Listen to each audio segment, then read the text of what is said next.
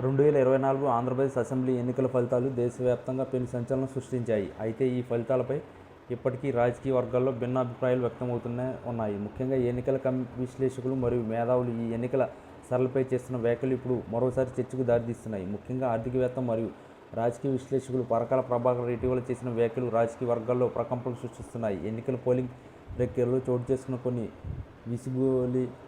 విస్తుగొలిపే అంశాలను ఆయన గణాంకాలతో సహా బయటపెట్టడం ఇప్పుడు హాట్ టాపిక్గా మారింది. ఆయన విశ్లేషణ ప్రకారం 2024 ఎన్నికల ఫలితాలు కేవలం ప్రజల తీర్పు మాత్రమే కాదని, దీని వెనుక ఈవీఎంల ట్యాంపరింగ్ మరియు సాంకేతిక అవకతవకలు ఉండవచ్చని అనుమానాలు ఆయన వ్యక్తం చేశారు.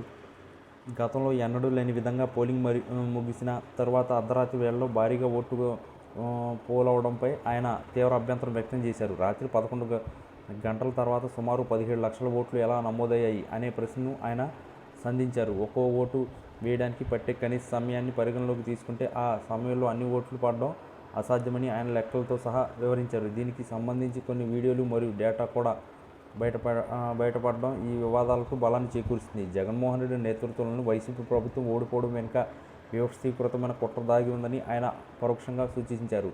ఒకవేళ ఎన్నికల పారదర్శకంగా జరిగి ఉంటే ఫలితాలు మరోలా ఉండేవని, జగన్దే విజయం అయ్యేదని విశ్లేషకులు భావిస్తున్నారు. ముఖ్యంగా ఓటర్ల జాబితాలో అక్రమాలు మరియు ఈవీఎంల పనితీరుపై వస్తున్న ఆరోపణలు ప్రజాస్వామ్యవాదులను కలవరపెడుతున్నాయి. ఈవీఎంల ట్యాంపరింగ్కు సంబంధించిన కొన్ని వీడియోలు సోషల్ మీడియాలో వైరల్ కావడం మరియు పరకాల ప్రభాకర్ వంటి మేధావులు ఈ అంశంపై గొంతు విప్పడం రాజకీయ ప్రాధాన్యత సంతరించుకుంది. పోలింగ్ కేంద్రం వద్ద సిబ్బంది వ్యవహరించిన తీరు మరియు కౌంటింగ్ సమయంలో జరిగే కొన్ని పరిణామాలు అనుమానాస్పదంగా ఉన్నాయని ఆయన పేర్కొన్నారు. మరోవైపు ఈ పరిణామాలు చూస్తుంటే ఎన్నికల కమిషన్ పనితీరుపై కూడా ప్రజల్లో నమ్మకం తగ్గుతుందని ఆయన ఆవేదన వ్యక్తం చేశారు. సాంకేతికతను ఉపయోగించి ఎన్నికల ఫలితాలను ప్రభావితం చేయడం వల్ల నిజమైన ప్రజాస్వామ్య స్ఫూర్తి దెబ్బతింటుందని ఆయన హెచ్చరించారు. వైసీపీ శ్రేణులు కూడా ఇదే విషయాన్ని నొక్కి చెప్పుతున్నాయి.